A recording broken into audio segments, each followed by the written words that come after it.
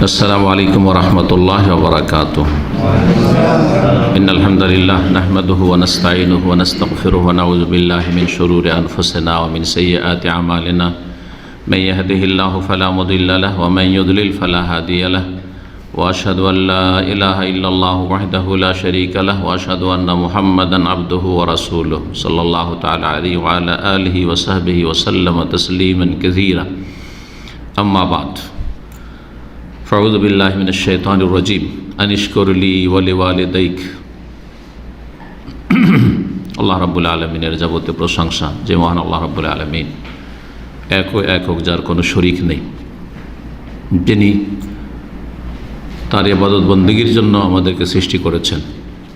তার হকের পরে সবচেয়ে বড় হক হচ্ছে বান্দার হক, আর বান্দার হকের মধ্যে সবচেয়ে বড় হক হচ্ছে পিতামাতা, যে আল্লাহর বান্দা এবং আল্লাহ রাব্বুল আলামিন সৃষ্টিকর্তা। আর তারপরে পিতামাতা প্রতিটি মানুষের পৃথিবীতে আসার মাধ্যম, অস্তিত্বের মাধ্যম। এই জন্য আল্লাহ রাব্বুল আলামিনের পরে সবচেয়ে বড় হক হচ্ছে পিতামাতার হক, জীবিত অবস্থায় মৃত অবস্থায়। আজ বৃহস্পতিবার দিন গিয়ে রাত হচ্ছে জুমার রাত, তারিখ 6 রবিউল সানি 1443 হিজরি মোতাবেক 11/11/2021। আলোচনার বিষয়বস্তু আপনারা যারা দেখেছেন আমাদের গ্রুপে বা বিভিন্ন মাধ্যমে দেখেছেন, তা হচ্ছে মৃত ব্যক্তির জন্য ইসালে সওয়াব। দ্বিতীয় ভাষায় বলতে পারেন আমাদের আজকের বিষয়বস্তু যে ছেলে মেয়েদের ওপর বা আত্মীয়দের ওপর মৃতদের হক, মৃত বাবা মা অথবা মৃত আত্মীয় স্বজনদের হক, অধিকার। আমাদের প্রত্যেকের কেউ না কেউ মারা গেছে, কেউ না কেউ মারা গেছে। কারো বাবা মা মারা গেছে, তার আগে দাদা দাদি নানা নানি তারা তো মারা গেছে। আত্মীয় স্বজন অনেকে মারা গেছে, অনেকে মারা যাবে আমাদের আগে, অনেকের আগে আমরা চলে যাব। এটি হচ্ছে দুনিয়া। সুতরাং জীবিতদের ওপর মৃতদের কিছু হক রয়েছে, এই হকগুলো নিয়ে আজকে আলোচনা করব ইনশাআল্লাহ তাআলা। আর বিশেষ করে হকের ক্ষেত্রে যে বিষয়গুলির মাধ্যমে, যেই কাজগুলির মাধ্যমে আপনি শরীয়ত সম্মত নেকি পৌঁছাতে পারবেন, এই বিষয়টি গুরুত্বপূর্ণ একটি বিষয়। এই জন্য যে এই বিষয়টির ক্ষেত্রে বাংলার সমাজে বড় বিভ্রান্তি রয়েছে, বরং সুন্নত নেই বিদাত রয়েছে। সুন্নতের জায়গা বিদাতে দখল করে নিয়েছে, অথচ স্পষ্ট অনেক সুন্নতি তরিকা আছে যেগুলির মাধ্যমে আপনি মৃত আপনজনদের হক আদায় করতে পারবেন এবং তাদেরকে ইসালে সওয়াব করতে পারবেন, তাদেরকে নেকি পৌঁছাতে পারবেন। কিন্তু তা না করে নিকৃষ্ট বেদাতের পথ নিচ্ছে, যাতে আশা করেছে যে হয়তো তারা নেকি পাবে, কিন্তু নেকি যারা পৌঁছাতে চাইছে তারাও পাবে না, আর যাদেরকে নেকি পৌঁছাতে চাইছে তারাও পাবে না। ক্ষতিগ্রস্ত ভাই, যার জন্য করলো সেও ক্ষতিগ্রস্ত, কিছুই পেল না, আর যারা করলো তারাও ক্ষতিগ্রস্ত, তারাও কিছু পেল না। এ হচ্ছে আমাদের ভারত উপমহাদেশের ধর্মীয় অবস্থা। মৃতদের ক্ষেত্রে যে করণীয় বিষয়গুলি রয়েছে সেসব ক্ষেত্রে তো আসা যাক, আলোচনা শুরু করি। আর আমার নিয়ম হচ্ছে কোরআন কারীমের আয়াত দিয়ে শুরু করি। সুতরাং প্রথম কোরআন কারীমের আয়াত, আর তারপরে প্রত্যেকটি পয়েন্টে হাদিস অথবা আয়াত, আয়াত থাকলে আয়াত অথবা রাসূলুল্লাহ সাল্লাল্লাহু আলাইহি ওয়াসাল্লামের হাদিস। একাধিক থাকলেও সময়ের স্বল্পতার কারণে একটি করে বলে ক্ষান্ত হব ইনশাআল্লাহ। আল্লাহ রাব্বুল আলামিন সূরা লোকমান আয়াত নম্বর 14-তে ইরশাদ করেছেন পিতামাতার হকের ক্ষেত্রে, ওয়াসাইনাল ইনসানা বিওয়ালিদাইহি, আমি মানুষকে নির্দেশ দিয়েছি। ওয়াসা ইউয়াসি, ওসিয়ত থেকে নির্দেশের অর্থে আমি মানুষকে, প্রতিটি মানুষকে আল্লাহ নির্দেশ দিয়েছেন। এই ওসিয়ত মানে নির্দেশমূলক ওসিয়ত আল্লাহ রাব্বুল আলামিনের। বিওয়ালিদাইহি, যে পিতামাতার সাথে সদাচরণ করবে। এখানে বেওয়ালিদাইহি, কোনো আয়াতে রয়েছে বেওয়ালিদাইহি হুসনা, সূরা আনকাবুতে যেমন, যে পিতামাতার সাথে হুসন, সদাচরণ করবে, সদ্ব্যবহার করবে, ভালো আচরণ করবে। আর সূরা আহকাফে অন্য একটি সূরা দেখি রয়েছে ওয়াসাইনাল ইনসানা বিওয়ালিদাইহি ইহসানা হামালাতহু উম্মুহু কুরহা ওয়া ওয়াদাআতহু কুরহা। সেখানে ইহসান শব্দ রয়েছে, ইহসান হোসন, এখানে সেটি উদ্দেশ্য, কিন্তু সেই শব্দটি নেই। পিতামাতার ক্ষেত্রে প্রতিটি মানুষকে আমি নির্দেশ দিয়েছি। কি নির্দেশ দিয়েছি? ভালো নির্দেশ দিয়েছি, যে ভালো আচরণ করবে। এক আয়াত আর এক আয়াতের তাফসীর করে। কেন? এই জন্য যে তাদের বিশেষ এহসান রয়েছে। আর মানুষের বিবেক বলে শরীয়তের আগে, আল্লাহ যদি শরীয়ত নাও নাজেল করতেন, ওহির দিক নির্দেশনা আমাদের কাছে নাও আসতো, তবুও মানুষের সাধারণ জ্ঞান বলে যে এহসান করে তার সাথে এহসান করতে হয়। হাল জাযাউল এহসান ইল্লাল এহসান। মানুষ আপনার ভালাই করছে আর আপনি ভালাই করবেন না, এটা মানবতা, মানুষ কমন সেন্সে বুঝে। তো আল্লাহ রাব্বুল আলামিনের পরে সবচেয়ে বেশি ভালাই করেছে, সবচেয়ে বেশি ভালো আচরণ করেছে আপনার সাথে, আমার সাথে মা এবং বাপ। আর দুজনকে পাশাপাশি রাখলে মায়ের এহসান, অনুগ্রহ, মায়ের অবদান বাবার তুলনায় বেশি রয়েছে। এই জন্য বিশেষ করে কিছু আয়াতে মায়ের কথা আল্লাহ বর্ণনা করছে, হামালাতহু উম্মুহু ওয়াহনান আলা ওয়াহন, এখানে রয়েছে। তাকে মা পেটে রেখেছে, গর্ভধারণ করেছে, বহন করেছে, কষ্টের উপর কষ্ট বরদাস্ত করে, ওয়াহনান আলা ওয়াহন। অন্য আয়াতে রয়েছে হামালাতহু উম্মুহু কুরহান, কুরহান কষ্ট, বড় কষ্ট বরদাস্ত করেছে। পেটে রাখার কি কষ্ট, প্রথম থেকে শুরু পর্যন্ত বিভিন্ন স্তর, আর তারপরে প্রসব বেদনার কষ্ট, তারপরে শুরু হলো তরবিয়তার পরিচর্যা, স্তন্যদানের কষ্ট। তো কষ্টের উপর কষ্ট, ওয়াহানান আলা ওয়াহান। পিতারও এহসান কম নেই। অনেকে মনে করে যে মায়ের শুধু এহসান, মা ভূমিষ্ঠ করে ছেড়ে দিল, আপনি বাড়তে পারবেন? যদি আপনার আর্থিক যে প্রয়োজন, সে প্রয়োজনটা মায়ের কাছে না থাকে, তো কে দিচ্ছে? যেটা বাবা দিচ্ছে। মাকে আপনার বাবা তার ভরণ পোষণ দিচ্ছে, তাকে ভালো পরিবেশ দিচ্ছে, তাকে ভালো চিকিৎসা দিচ্ছে, আর তারপরে আপনার জন্য যা প্রয়োজন তা দিচ্ছে, তাহলে তো আগে বেড়েছেন। এই জন্য বাবার এহসানও কম নাই। তো সেদিকে যাচ্ছি না, কারণ এটা চলে যাচ্ছে পিতামাতার অবদান এহসানের দিকে। এগুলোর উপর আমাদের বিস্তারিত আলোচনা রয়েছে কয়েকটি। তারপরে স্তন্যদানের সময়কাল, অফিসালহু ফি আমাইন, 2 বছর, এই কথা আল্লাহ বলেছেন। এর থেকে অনেকে ভুল ফতোয়া বুঝে যে 2 বছরের বেশি বাচ্চাকে দুধ খাওয়ানো হারাম। আর কিছু মুফতি এরকম ভুল ফতোয়া দেয়, জাহিরি মুফতি, জাহিরি মযহাবের মুফতি। না, মোটেই না। আপনাদেরকে সোজা একটা ফতোয়া বলছি, যাতে ফিকহের জ্ঞান হাসিল হয়। কেউ যদি কোনো মহিলার দুধ দহন করা থাকে আর গ্লাসে পান করে নেই, তো ওর জন্য হারাম হবে নাকি? তো পরে কেউ যদি, এটা স্বাভাবিক মানুষ যদি কারো দুধ পান করে নেই, যেমন গাভীর দুধ পান করছে, হ্যাঁ ছাগলের দুধ পান করেছে, এরকম পান করে নেই, তো যখন হারাম নাই, হারামের দলিল দেন। তাহলে যদি কেউ বলে যে হারাম, তাহলে যদি তবু দলিল দেন। হ্যাঁ, দুধ মা সাবেত হবে না, কারণ দুধ পানের বয়স নেই। তাহলে একটা বাচ্চা, নিজের বাচ্চা যদি 2 বছর পরে 2.5 বছর 3 বছর দুধ খায়, তো কোথেকে হারাম হয়ে গেল? যাই হোক, সেদিকে যাচ্ছি না। কিন্তু এই ফতোয়া আমাদের কিছু আহলে হাদিস জাহিরি আছে, কিছু এরা ফতোয়া দিয়ে থাকে, সুতরাং এগুলো থেকে সাবধান, এরকম ফতোয়া থেকে। সব আহলে হাদিস জাহিরি না, কিন্তু কিছু আহলে হাদিস আছে, নাম আহলে হাদিস, কিন্তু ফতোয়াতে তারা জাহিরি। আল্লাহ রাব্বুল তাআলা বলছেন আনিশ করলি ওয়ালি ওয়ালিদাইক, আল্লাহর এহসান যে আল্লাহ তোমাকে মানুষ করে পাঠিয়েছেন, তারপরে এহসান, মুসলিম পরিবারে আল্লাহ তোমাকে সৃষ্টি করেছেন, এহসানের উপর এহসান। সুতরাং আমার শুকরিয়া আদায় করো, আল্লাহ বলছেন আমার শুকরিয়া আদায় করো। ওয়ালি ওয়ালিদাইক, তোমার পিতামাতার শুকরিয়া আদায় করো। এই পিতামাতার যে শুকরিয়া আদায় করতে হবে, যেমন জীবিত অবস্থায় শুকরিয়া আদায় করবেন, তেমনি ইন্তেকালের পরে শুকরিয়া আদায় করবেন। এই ইন্তেকালের পরে শুকরিয়া কেমন করে আদায় করবেন, এই বিষয়টি হচ্ছে আজকের আলোচনা। তো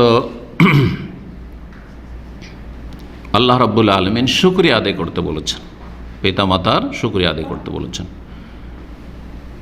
তো এই শুকরিয়ার মধ্যে একটি শুকরিয়া হচ্ছে করণীয়, কি করবেন, জীবিত আছে তখন কি করবেন। শুকরিয়া মানে এই নয় যে জাযাকাল্লাহ খায়ের, হ্যাঁ, আব্বাকে বলছেন আম্মাকে বলছেন আল্লাহ আপনাদের ভালো করুন, বা সেটুকু। শুকরিয়া আর্থিক শুকরিয়া, শুকরিয়া পাশে থেকে শুকরিয়া, শুকরিয়া তাদের যা প্রয়োজন সেসব প্রয়োজন মিটিয়ে শুকরিয়া। শুকরিয়া হচ্ছে এর চাইতে, কেউ যদি পয়সা দেওয়ার খারাপ ব্যবহার করে তো শুকরিয়া আদায় করলো নাকি? এহসান, ভালো আচরণের মাধ্যমে শুকরিয়া। শুকরিয়া হচ্ছে দোয়ার মাধ্যমে শুকরিয়া, সেটা জীবিত অবস্থায়ও দোয়া করবেন, ইন্তেকালের পরেও দোয়া করবেন, বাপ মায়ের হিতাকাঙ্ক্ষী হবেন আপনি, এর মাধ্যমে শুকরিয়া। আনিশ করলি ওয়ালি ওয়ালিদাইক। তো এই যে শুকরিয়া আদায় করতে হবে, তার একটি দিক হচ্ছে যে বাবা মা মারা গেছে, তারপরে তাদের জন্য কি করবেন, ইসালে সব নেকি পৌঁছাবার ব্যবস্থা করবেন, নেকি পৌঁছাবার ব্যবস্থা করবেন। ইসালে সব শব্দটি ব্যবহার করে আমাদের দেশে, শব্দ দুটো কিন্তু আরবি, ইসাল আর সওয়াব, তাই না? আউসালা ইউসাল, ইসাল মানে পৌঁছানো, আর সওয়াব মানে নেকি। আচ্ছা, আর একটি শব্দ ব্যবহার হয় ভারত, বাংলাদেশ, পাকিস্তানে, সেটা হচ্ছে সওয়াব রেসানি। সওয়াব রেসানি, বিদাতিরা যেসব বিদাতি আচার অনুষ্ঠান করে মৃতের নামে বা মৃতের উদ্দেশ্যে, সেই ক্ষেত্রে তারা কি বলে, সওয়াব রেসানি। এই ভাষাটি সওয়াব মানে হচ্ছে সওয়াব, আর রেসানি হচ্ছে ফার্সি শব্দ রেসান। রেসানি মানে পৌঁছানো। এই জন্য মিডিয়াকে খাবার রেসা এজেন্সি, উর্দু পত্রপত্রিকা পড়লে ফার্সি শব্দের তাতে খুব বেশি প্রভাব রয়েছে। এখান থেকে সওয়াব রেসানি। তো এই বিদাতি পত্রপত্রিকাগুলিতে বা বিভিন্ন লিখনিতে ইসালে সওয়াব না হয় অমুকের ইসালে সওয়াব, অমুকের সওয়াব রেসানি। আর আরেকটা পরিভাষা আজকাল দেখছি বাঙালিদের মধ্যে, অমুকের কুলখানি। কারণ বেদাতিতে কুলখানি, এত কুল পড়ো, এই করো, ফাতেহা খানি, এতবার ফাতেহা পড়ো, সেজন্য ফাতেহা খানি অথবা কুলখানি। এইসব বেদাতি ভাষা ভারত উপমহাদেশে ছড়িয়ে রয়েছে, সেজন্য ভাষাগুলি বললাম। এখন শরীয়ত সম্মত আপনি ইসালে সওয়াব মানে নেকি পৌঁছানো, কেমন করে নেকি পৌঁছাবেন, এটি হচ্ছে আলোচনার বিষয়বস্তু। আসেন, আল্লাহ রাব্বুল আলামিন প্রথম যে কাজটি করতে বলেছেন সেটি হচ্ছে বেশি বেশি দোয়া করবেন। কি করবেন? শুধু দোয়াই না, বেশি বেশি দোয়া করবেন, জীবিত অবস্থায় পিতামাতার জন্য আর মৃত বাবা মায়ের জন্য। আমরা কিন্তু অনেকে জীবিত অবস্থায় বাপ মায়ের জন্য দোয়া করি না, মারা গেলেই দোয়া করি। না, জীবিত অবস্থায় দোয়া করতে হবে, আর মারা গেলেও দোয়া করতে হবে। হতে পারে আপনি আগে মারা যাবেন, তাহলে আপনি বাপ মায়ের জন্য দোয়া না করে মারা যাবেন, অপেক্ষায় থাকবেন যে বাপ মা মরবে তখন দোয়া করবো নাকি? না, বেঁচে থাকা অবস্থায় দোয়া করবেন। আল্লাহ রাব্বুল সূরাতুল ইসরা, যার অপর নাম বনী ইসরাঈল, আয়াত নম্বর 24 বলেছেন, ওয়াকুর রব্বিরহামহুমা কামা রাব্বায়ানি সগীরা। হে বান্দা, হে মুমিন বলো, রব্বিরহামহুমা, হে আমার রব, হে আমার প্রতিপালক, আমার পিতামাতা উভয়ের ওপর তুমি দয়া করো, রহমত নাজিল করো, কামা রাব্বায়ানি সগীরা, ওইভাবেই যেইভাবে আমাকে আমার শৈশবে বাল্য জীবনে তরবিয়ত করেছে, প্রতিপালন করেছে, পরিচর্যা করেছে, যেই গুরুত্ব দিয়ে আল্লাহ তুমি ওই রকম ওর উত্তম বিনিময় হিসাবে পিতামাতার ওপর রহম করো। আর আল্লাহর রহমতের মুখাপেক্ষী মৃত্যুর পরে বেশি, কারণ রহমত ছাড়ার কোনো রাস্তা নেই, আল্লাহর রহমত ছাড়ার বাঁচার।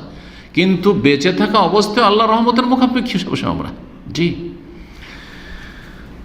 সূরা ইব্রাহিমের আয়াত নম্বর 41-এ আরেকটি দোয়া রয়েছে পিতামাতার জন্য। কি রয়েছে? রব্বানা গফিরলি ওয়ালি ওয়ালিদাইয়া ওয়ালিল মুমিনিনা ইয়াউমা ইয়াকুমুল হিসাব। রব্বানা গফিরলি, হে আমাদের পালনকর্তা, ইগফিরলি, আল্লাহ আমাকে মাফ করে দাও। ওয়ালি ওয়ালিদাইয়া, আমার পিতামাতাকে মাফ করে দাও।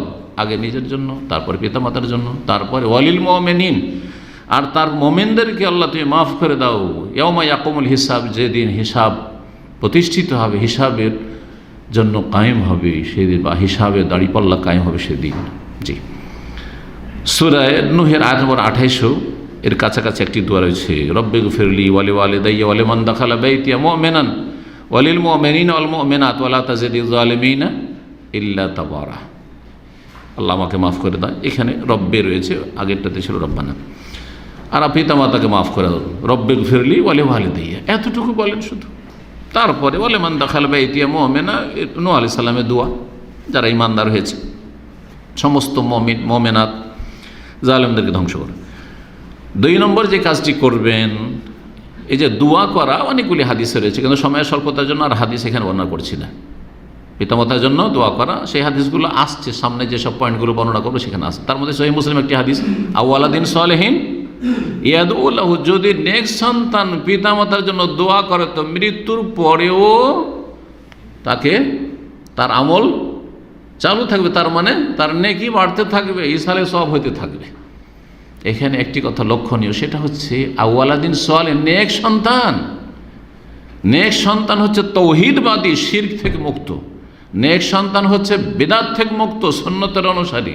নেক্সট সন্তান হচ্ছে নামাজি মুসল্লি, আধা নামাজি বেনামাজি নয়। বেনামাজি ছেলে মেয়ে আপনি রেখে যাবেন আর তাদের কাছে দুয়ার আশা করবেন, এইসব লোকের দোয়াতে কি হবে? কিছুই হবে না। আর এটা জানে ভালো করে বিদআতপন্থী এরা, যে এইসব পাপীদের দোয়াতে কিছু হবে না, সব পাপী ছেলে মেয়ে। যার ফলে তখন ভাড়াইটা মোল্লা নিয়ে এসে দোয়া করা, এই ভাড়াইটা দোয়াতেও কাজ হবে না। ভাড়া দিয়ে কাজ হয়? যার যে দরদ আছে, ছেলে মেয়ের যে দরদ আছে বাবা মায়ের ওপর, পরকে দিয়ে কাজ হয়, আর সেটাও যদি আবার ভাড়া করা হয়, আল্লাহওয়ালা নয়। কিসের জন্য আসছে? যার কাছে আমার মাল মশলা পাবে তার জন্য সেই রকম দোয়া। তাহলে ওই দোয়াতে কি করে কাজ হবে? 2 নম্বর যে বিষয়টি, সেটা হচ্ছে বেশি বেশি সাদাকা করা। বেশি বেশি সাদাকার মাধ্যমে ইসালে সব নেকি পৌঁছাবেন, হক আদায় করবেন। মা আয়েশা রাদিয়াল্লাহু তাআলা আনহা থেকে বর্ণিত, সহিহ বুখারী মুসলিমের হাদিস, সহিহ বুখারীতে 1299, সহিহ মুসলিমের 1672 হাদিস। জনৈক ব্যক্তি এসে বললেন, ইয়া রাসূলুল্লাহ, ইন্না উম্মি উফতুতিলাত নাফসুহা, আমার মা আকস্মিকভাবে মারা গেছে, হঠাৎ করে মারা গেছে। ওয়ালাম তুসি, ওসিয়ত করার সময় পাইনি। ওয়া আযুন্নুহা লাউ তাকাল্লামাত, আমার ধারণা যে সে যদি কথা বলার সুযোগ পেত, তাসাদ্দাকা, তাহলে সাদকা খেরাত করতো, কিছু করতো, কারণ নেক মানুষ ছিল। কল্পনা করতে পারে সে মারা যাবে, আর আমরাও ভাবতে পারিনি মারা যাবে। আফালাহা আজরুন ইন তাসাদ্দাকতু আনহা, আচ্ছা সে কি নেকি পাবে যদি তার পক্ষ থেকে আমি সাদকা করি? উনি তো করতে পারেননি। সবচেয়ে ভালো হচ্ছে নিজেই করে যাওয়া, কারো আশা করে যাবেন না। কারণ অনেকেই আমাদের সমাজের লোকেরা নিজে দান খেরাত করতে জানে না, এত কৃপণা। আর আমি মানুষের প্রকৃতি বলছি, এটা মুসলিম সমাজ যে থেকে এবং তাদের মাঝে দাওয়াতি কাজের যে অভিজ্ঞতা, যত মানুষের বয়স বাড়ছে তত কৃপণতা বাড়ছে।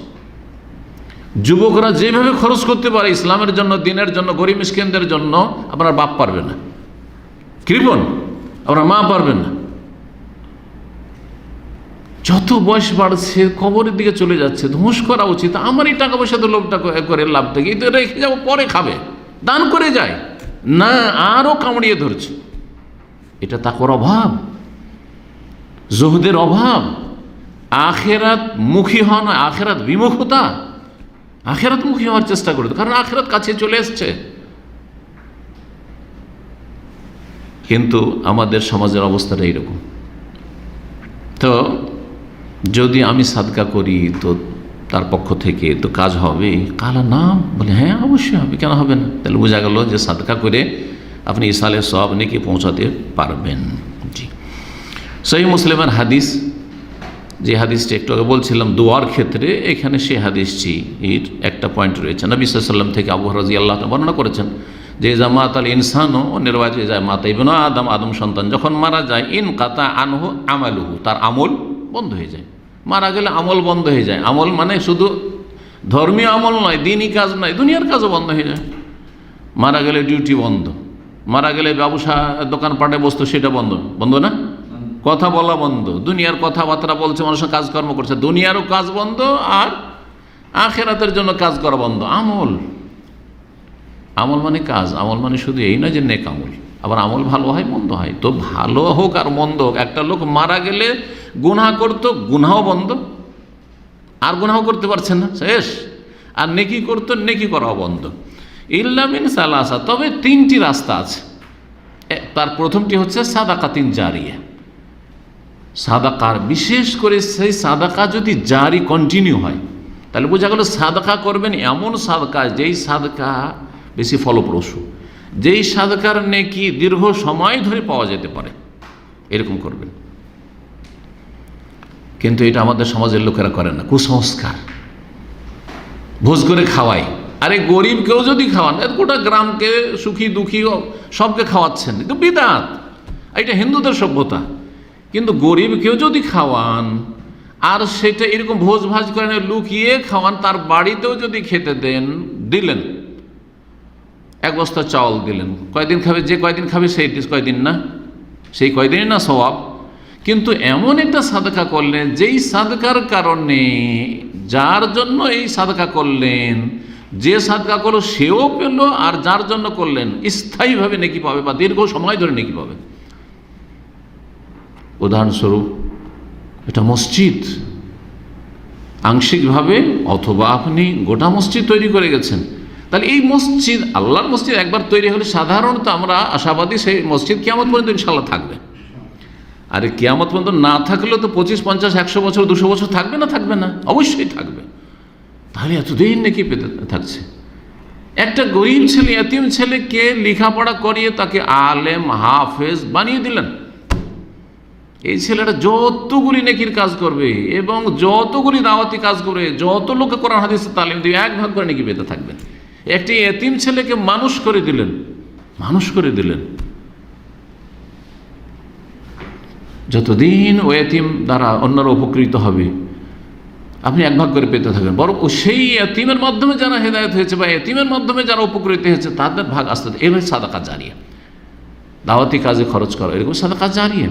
দাওয়াতি কাজে খরচ করেছেন, আপনার ওই পয়সাতে একটি লোক হেদায়েত হয়েছে, আর সেই একটি লোক হেদায়েত হয়েছে, তার মাধ্যমে আরও 10টি হয়েছে, ওই 10 জনের মাধ্যমে আরও হয়েছে। সাদাকা জারিয়া, সাদাকা জারিয়া। ইসলামিক প্রতিষ্ঠান, মাদ্রাসা হোক আর এতিমখানা হোক, এইরকম জনকল্যাণমূলক কাজ। পানির জন্য এইরকম পানি না, এরকম পানি দিলেন, পানি একবার খেয়ে নিল, এটা সাদাকা জারিয়া, আর থাকলো না। কিন্তু যদি একটা পানির জন্য একটা নলকূপ ব্যবস্থা করে দিলেন, একটা কূপ খনন করে দিলেন, কুয়া খনন করে দিলেন, যতদিন থাকবে এখান থেকে পানি পেতে থাকবে। সুকিয়াল মা, উত্তম সাদাকা বলে বেশ কিছু হাদিস এই মর্মে রয়েছে, আসার রয়েছে। 3 নম্বর যে কাজটি করবেন ইসালে সওয়াব, সেটা হচ্ছে মৃত ব্যক্তির যদি সিয়াম থেকে যায়, তাহলে সিয়ামগুলো রেখে নেবেন, ছেলেমেয়েরা রেখে নেবে। এই মর্মে আয়েশা রাদিয়াল্লাহু তাআলা আনহা থেকে হাদিস রয়েছে, রাসূলুল্লাহ বলেছেন, মান মাতা ওয়া আলাইহি সিয়ামুন, কেউ যদি মারা যায় এই অবস্থায় যে তার ওপর সিয়াম কিছু থেকে গেছে, সিয়ামগুলি রাখতে পারেনি, মারা গেছে, সামা আনহু ওয়ালিয়হু, তাহলে তার উত্তরাধিকারী, ওয়ালি বলতে এখানে ওয়ারিস, ওয়ালি মানে অভিভাবক হয়, আর ওয়ালি এখানে উত্তরাধিকারী, ওয়ারিস, যারা ওয়ারিস, আর সবচেয়ে কাছের ওয়ারিস হচ্ছে ছেলে মেয়ে। ছেলেমেয়েরা সেই সিয়ামগুলি, রোজাগুলি রেখে নেবে। কিন্তু এখানে অনেকে হাদিসটাকে বুঝে না সংক্ষেপে, যার ফলে বলে রোজা থেকে গেছে রাখতে হবে না। এই ক্ষেত্রে একটু ভেঙে বুঝতে হবে। সেটা হচ্ছে সিয়ামগুলি যে কাজা হয়েছে রমজান মাসে অসুস্থ অবস্থায়, তারপরে সুস্থ হয়ে বেশ কয়েকদিন সময় পেয়েছে যাতে ওই সিয়ামগুলি কমপ্লিট করতে পারত। কিন্তু যেহেতু 11 মাস সময় আছে, পরে রেখে নেব, আর সুযোগ বলে না, মারা গেল, মাঝখানে কিন্তু একটা চান্স পেয়েছে রোজাগুলো রাখার নিজে, তখন এই সিয়ামগুলো তার কাঁধে থেকে গেছে। সেই জন্য সিয়ামগুলি কী করতে হবে? আত্মীয়দেরকে রেখে, ওয়ারিসিনদেরকে রেখে নিতে হবে। তাহলে যখন এই অবস্থা, তাহলে একটা লোক রমজান মাসে অসুস্থ ছিল, আর সেই অসুস্থ অবস্থা থেকে আর বিছানা থেকে উঠলো না, সুস্থ হলো না, ওতেই মারা গেল, তাহলে তার উপর তো সিয়াম ফরজই হয়নি। আল্লাহ কি বলছেন? ফামান কানা মিনকুম মারিদান আও আলা সাফারিন, তোমাদের মধ্যে কেউ যদি অসুস্থ থাকে অথবা সফরে থাকে, ফাইদ্দাতুম মিন আইয়ামিন উখার, অন্য দিনের সংখ্যা গণনা পূরণ করবে। অন্য দিনই তো পায়নি সে, অন্য দিনে সুস্থই হয়নি সে, মুসাফির সফর থেকে ফিরেও আসতে পারে, সফরে গেছে, রোজাগুলো ছেড়েছে, তারপর সফর থেকে এসে বাড়িতে মুকিম হয়ে আর সুযোগ পায়নি, মারা গেছে, তাহলে তারপর তো ফরজই হয়নি। আশা করি এই ফিকহি মাসালাটি সূক্ষ্মভাবে এভাবে বুঝবেন। জি, যেটা ফরজ নাই মানুষের অতিরিক্ত ফরজ করবে না, হ্যাঁ নফল করবে সেটা আলাদা কথা, কিন্তু এই আর কি। তো সিয়াম পালনের মাধ্যমে যদি সিয়াম থেকে যায় নেকি পৌঁছাবে। 4 নম্বর যে কাজটি করে সেটা হচ্ছে হজ উমরার মাধ্যমে ইসালে সওয়াব করবে, হজ উমরা করে নেকি পৌঁছাবে।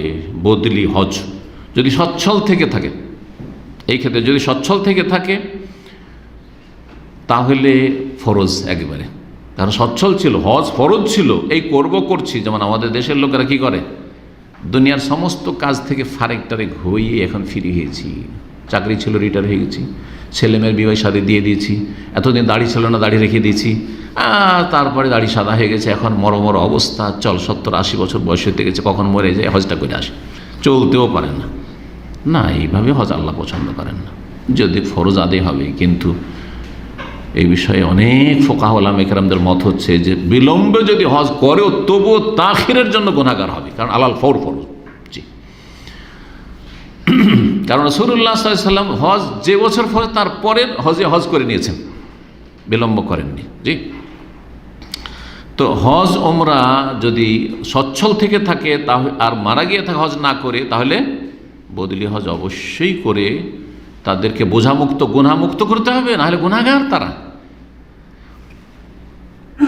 ওসিয়ত করে গেছে যে আমার যেটুকু আছে, যদিও এটা দিয়ে হজ ফরজ হয় না, কিন্তু ওসিয়ত করে গেছে যে আমার হজটা করিয়ে দিও। তাহলে ধন সম্পদ জমি জায়গা ভাগ বন্টন করার আগে ওসিয়তের বাস্তবায়ন ফরজ। এই ক্ষেত্রেও হজ করতে হবে, বদলি হজ করতে হবে।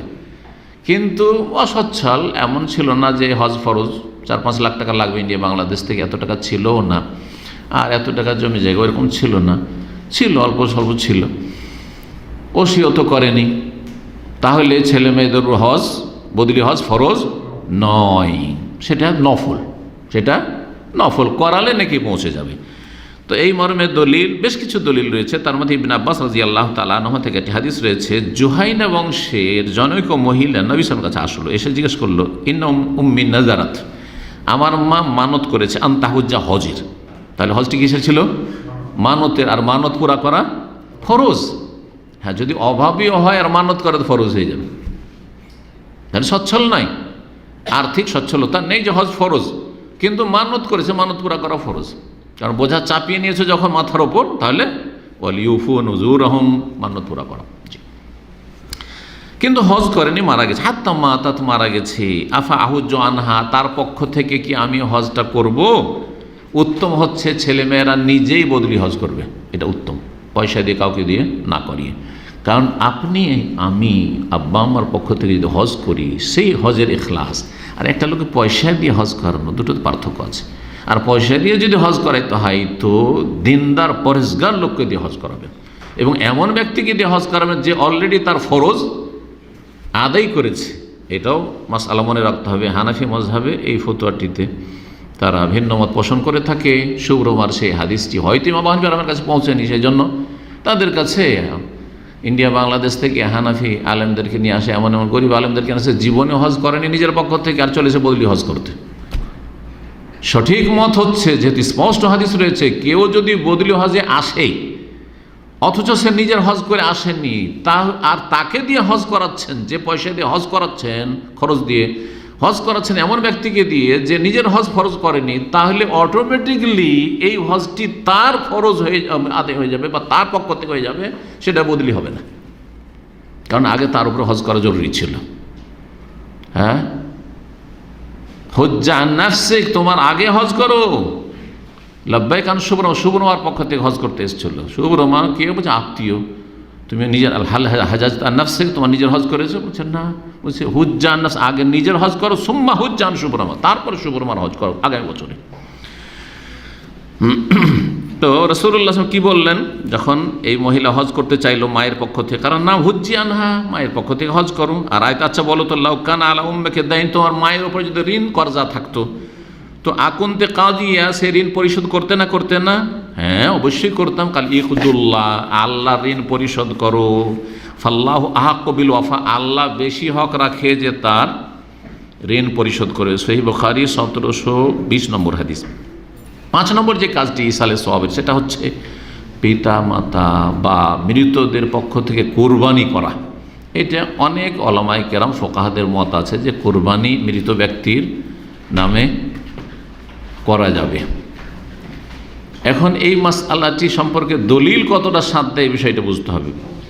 গোটা একটা কোরবানি, একটা ভাগ অথবা একটা আপনার ছাগল বা একটা উট, একটা গরু বা একটা গরুর ভাগ, মোট কথা গোটা একটা কোরবানি যদি শুধু মৃতের নামে করেন তো এর কোনো দলিল পাওয়া যায় না। শুধু মাইয়েতের নামে কোরবানি রাসূলুল্লাহ সাহাবায়ে কেরামরা করেননি। ভালো করে শুনে রাখেন এই মাসলা, কারণ ফতুয়া অনেকের, অধিকাংশ ওলামাদের এর উল্টো রয়েছে। সেই জন্য, কারণ অনেক সময় ফতুয়া হয়তো দিয়েছেন ওলামারা ইজতিহাদ করে, কিয়াস করে, কিন্তু সহিহ হাদিস সাথ দেয় না, দলিল সাথ দেয় না। একটা কোরবানি শুধু মৃতের নামে, মাইয়েতের নামে, এটা এই ভাগটা আমার মায়ের নামে, এই ভাগটা আমার বাবার পক্ষ থেকে, নামে না বললে পক্ষ থেকে বলা বেশি ভালো, সূক্ষ্ম, এরকম কোনো দলিল পাওয়া যায় না। তবে শরীক করার দলিল রয়েছে। এই কোরবানি, এই যে খাসি বা গরু দিলাম, এটা আমার পক্ষ থেকে, আমার পরিবার যারা জীবিত হয় তাদের পক্ষ থেকে, আর আমার আব্বা আম্মা মারা গেছে, আমার দাদা দাদি, নানা নানি যারা মারা গেছে, পুরো উম্মতে মুসলিমের পক্ষ থেকে। সুবিধা, আল্লাহর রহমত প্রশস্ত। কেন আপনি সংকুচিত করছেন? শুধু বাপ মায়ের নামে কেন করছেন? কারণ দাদা দাদির অবদান নেই? আরে দাদা দাদি আপনার বাপ মাকে একটু ভালো করে মানুষ করেছিল, সেই জন্য আপনি তারপরে আপনি ভালো পরিবারে একটু এসছেন। জি, মানে পিতামাতার এহসান মানে শুধু ডাইরেক্ট শুধু পিতামাতার নাই, অনেকের দাদা দাদির এহসান আছে। আসল আমার আব্বাকে যদি একটু শিক্ষিত না করতেন, আমার দাদা দাদি ছেড়ে দিতেন একবারে চাষি করে, অশিক্ষিত করে, তাহলে আমার আব্বা এলেমের গুরুত্ব বুঝতো না, আর না বুঝলে আমাকে মাদ্রাসায় দিত না, আর মাদ্রাসায় না দিলে আমি আপনাদের সামনে আসতে পারতাম না। এই বিষয়গুলো একটু চিন্তা করতে হবে। তো দাদারও হক রয়েছে। মায়ের উপর আপনার মা ভালো তরবিয়ত করেছে, আপনার মাকে ভালো তরবিয়ত আপনার নানা নানি করেছে, সেই জন্য। জি, তো কোরবানি করা সাথে মিলিয়ে ঠিক আছে, এইটা হচ্ছে সুন্নাত দ্বারা প্রমাণিত, এটি হচ্ছে উত্তম। কিন্তু কেউ যদি মুস্তাকিল আলাদা করে কোরবানি করে, যে এই ভাগটা মায়ের পক্ষ থেকে, বাবার পক্ষ থেকে, এই খাসিটা বাবার পক্ষ থেকে, মায়ের পক্ষ থেকে, মৃত অমুকের পক্ষ থেকে, তো কোরবানি হবে কিনা? একদল বলছেন জায়েজ নাই, প্রমাণ নেই। আর একদল বলছেন যে জায়েজ, কিন্তু যেহেতু এটা সাদাকা, আর সাদাকা আপনার গোশত কান খাবেন, ফকির মিসকিনকে সবটা বিতরণ করেন, এটা একটা সতর্কতার ফতোয়া। আর একদল বলছেন যে জায়েজ আছে, নিজেও খান, ফকির মিসকিনকেও দান করেন, জায়েজ আছে। যখন শরীর মানে একসাথে মৃতকে সামিল করতে পারেন, তখন শুধু মৃতের নামে কোরবানি বা মৃতের পক্ষ থেকে কোরবানি করতে পারেন। কিন্তু এইরকমটা অহরহ করা ঠিক নয়। যেমন নবী সাল্লাল্লাহু আলাইহি ওয়াসাল্লাম, সাহাবায়ে কেরামরা কেউ করেননি। নবী সাল্লাল্লাহু আলাইহি সাল্লামের জীবদ্দশায় খাদিজা রাদিয়াল্লাহু মারা গেছেন কিনা, তার পক্ষ থেকে কোরবানি দিয়েছেন আলাদা করে, যে খাদিজার পক্ষ থেকে দিচ্ছি। 4 মেয়ের মধ্যে 3 মেয়ে মারা গেছেন, যায়েনব, রোকাইয়া, উম্মে কুলসুম, তাদের পক্ষ থেকে কোরবানি করেছেন না? করেননি। কেন? তিনি আমাদের চাইতে বেশি ভালোবাসতেন স্ত্রীকে, মেয়েদেরকে বেশি ভালোবাসতেন, অনেক অনেক বেশি ভালোবাসতেন। তিনি রাহমাতুল আলামিন, আমাদের জন্য রহমত, আর এই গাছপালার জন্য রহমত, বিশ্ব জাহানের সমস্ত সৃষ্টির জন্য রহমত, তো ছেলে মেয়েদের জন্য কত রহমত ছিলেন তিনি। তিনি যদি নেকির কাজ এটা হতো তাহলে তিনি করতেন, আমরা আগে বাড়তে পারতাম না। সুতরাং এত আগে বাড়ে আসলে এইসব আমলগুলি সুন্নত সম্মত নয়। কোরবানি সম্পর্কে রাসূলুল্লাহ সাল্লাল্লাহু আলাইহি ওয়াসাল্লাম যেটা প্রমাণিত, সহিহ মুসলিমের হাদিস 3637 নম্বর, নবী সাল্লাল্লাহু আলাইহি ওয়াসাল্লাম কোরবানি করলেন একটি, আর তারপর আল্লাহ তাকাব্বাল মিন মুহাম্মাদিন, আল্লাহ ওই একটি পশু, আল্লাহ এটা মুহাম্মাদের পক্ষ থেকে কবুল করো সাল্লাল্লাহু আলাইহি ওয়াসাল্লাম, ওয়া আলে মুহাম্মদ, মুহাম্মাদের বংশধরের পক্ষ থেকে বলে, বংশধরে জীবিত মৃত সবাই আছে, মুমিন হইতে হবে। ওয়ামিন উম্মতে মুহাম্মদ, মুহাম্মদ সাল্লাল্লাহু আলাইহি ওয়াসাল্লাম উম্মতের পক্ষ থেকে কবুল করো। উম্মতের কেউ কেউ মারাও গেছে, নবী সাল্লাল্লাহু আলাইহি সাল্লামের সামনে অনেক সাহাবায়ে কেরাম তার আগে মারা গেছেন।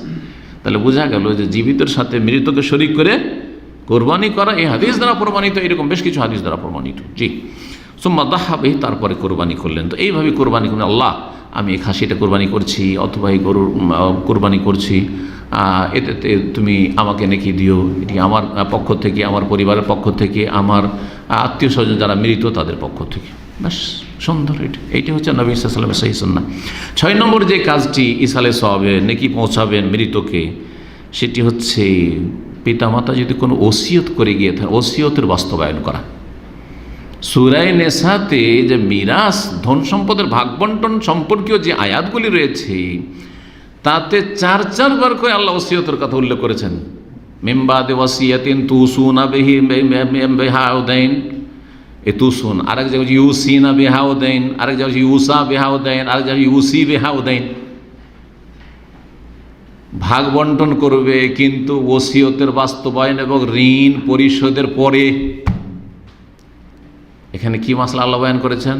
জমি জায়গা ধন সম্পদ যা কিছু রেখে গিয়েছে মৃত ব্যক্তি, তার ধন সম্পদ ভাগ করা আল্লাহ বয়ান করেছেন। তো ভাগ করার আগে কি করতে হবে? ওসিয়ত আর দাইন।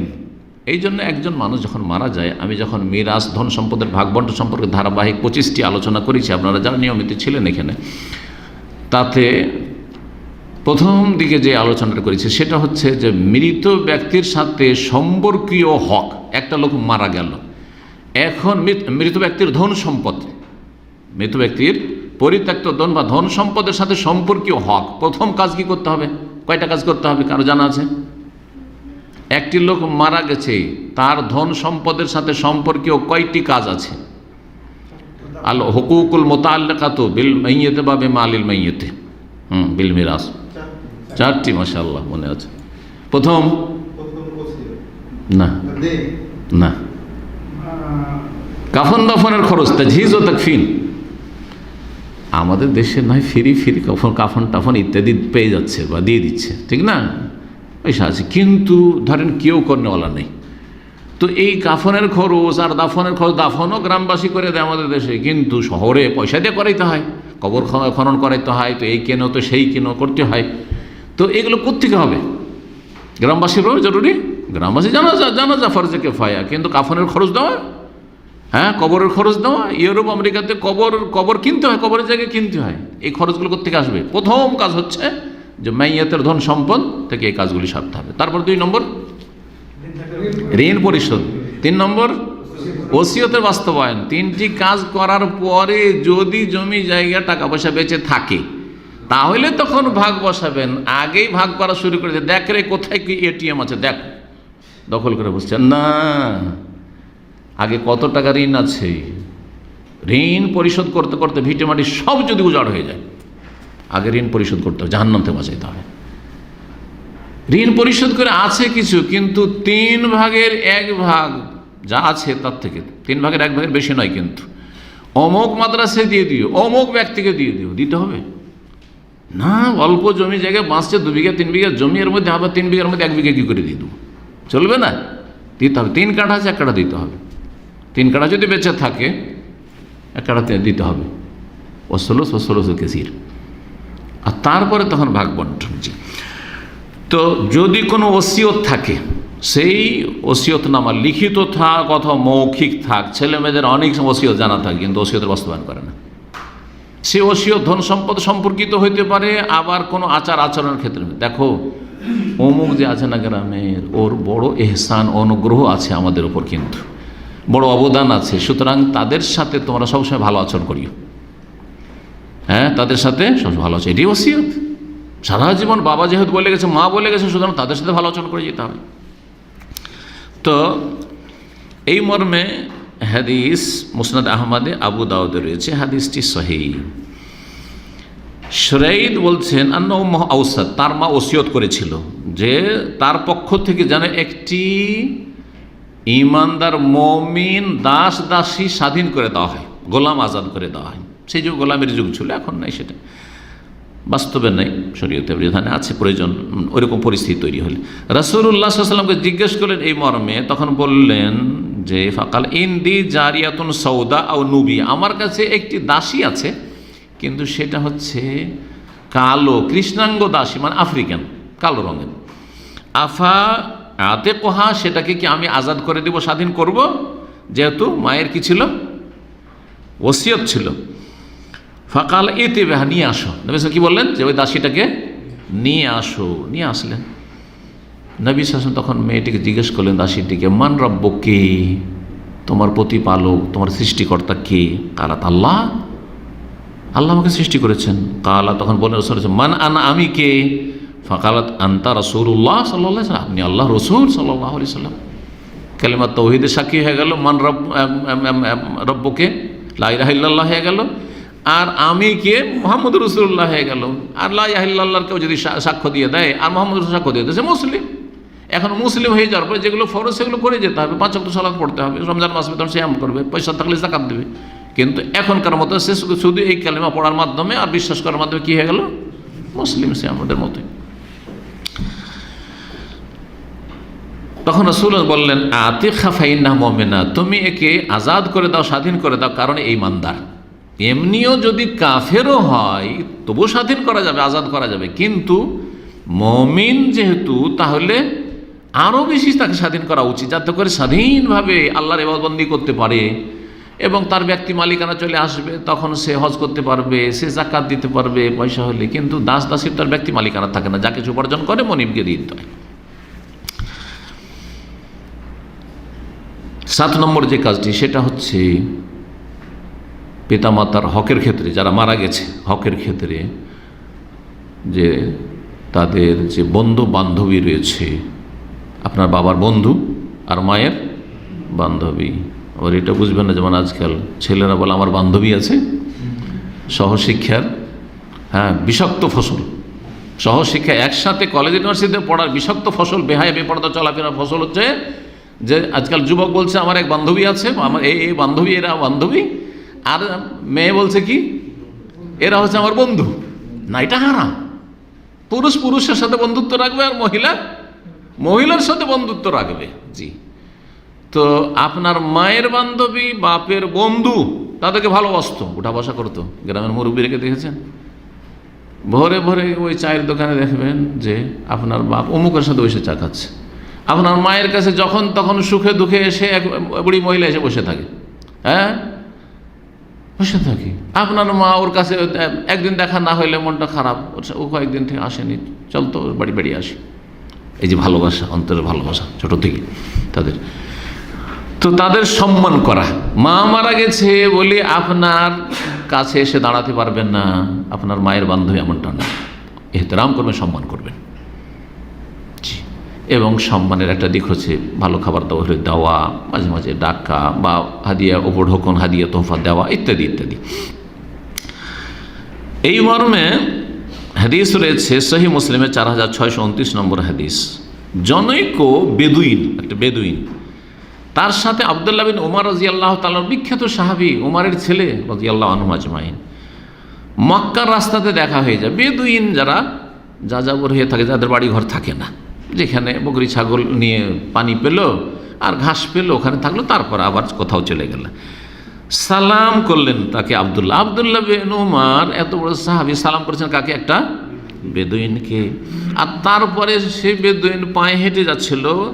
আব্দুল্লাহ বিন উমরের কাছে একটি গাধা ছিল, গাধার পিঠের উপর চাপিয়ে নিলেন। আর তার মাথায় রৌদ্র লাগছে, মাথায় কিছু ছিল না, নিজের পাগড়িটা খুলে তার মাথায় পাগড়ি বেঁধে দিলেন। ও বেদুইনের কে? আব্দুল্লাহ বিন উমর রাদিয়াল্লাহু তাআলা আনহুমা। ইবনে দিনার সফর সঙ্গী ছিলেন আব্দুল্লাহ বিন উমর, বলছেন ফাকুলনা লাহু আসলাহাকাল্লাহ, আপনার আল্লাহ ভালো করুন, আপনি এটা এগুলো করতে কেন গেলেন? এটা বেদুইন, একে পাগড়ি দিয়ে দিলেন, আপনি পায়ে হাঁটছেন কষ্ট করে এই পাথরের জমিতে, আর ওকে গাধার পিঠে উঠিয়ে দিলেন কেন? ইন্নামাল আরাব, এরা তো যাযাবর বেদুইন।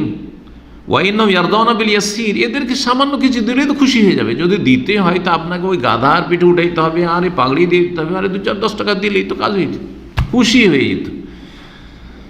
ফাকাল আব্দুল্লাহ বলছে, ইন্না আবা হাযা কানা উদ্দান লিউমর বিন খাত্তাব, এর বাপ আমার পিতা ওমর বিন খাত্তাব রাদিয়াল্লাহু তাআলা আনহুর বন্ধু ছিল, খুব ভালোবাসা ছিল দুইজনের মাঝে। আমার আব্বাকে এর বাপ এই বেদুইন খুব ভালোবাসত, আর আমার আব্বাও এর বাপকে খুব ভালোবাসত। এই খাতিরে সুবহানাল্লাহ, নিজের দোস্ত না, কার দোস্ত? বাপের দোস্ত। সেই জন্য গাধা দিয়ে দিল, বাহন দিয়ে দিল, পাগড়ি দিয়ে দিল। সুবহানাল্লাহ। জি, তাহলে আমাদের কি শিখতে হবে? এই হচ্ছে রাসূলুল্লাহ সাল্লাল্লাহু আলাইহি ওয়াসাল্লামের তরবিয়ত, তালিম, প্রশিক্ষণ সাহাবায়ে কেরামদের।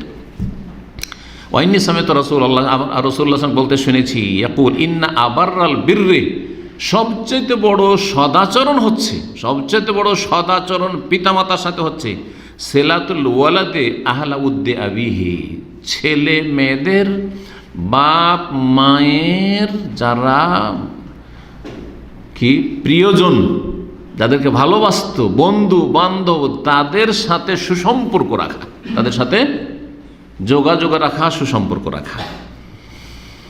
এই ছিল সহিহ মুসলিমের হাদিস।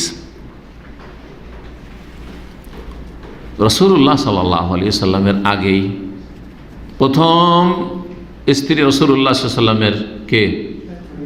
উম্মুল মুমিনিন খাদিজা রাদিয়াল্লাহু আনহা মারা গেছিলেন, তাই না? মারা যা কতদিন হয়ে গেছে।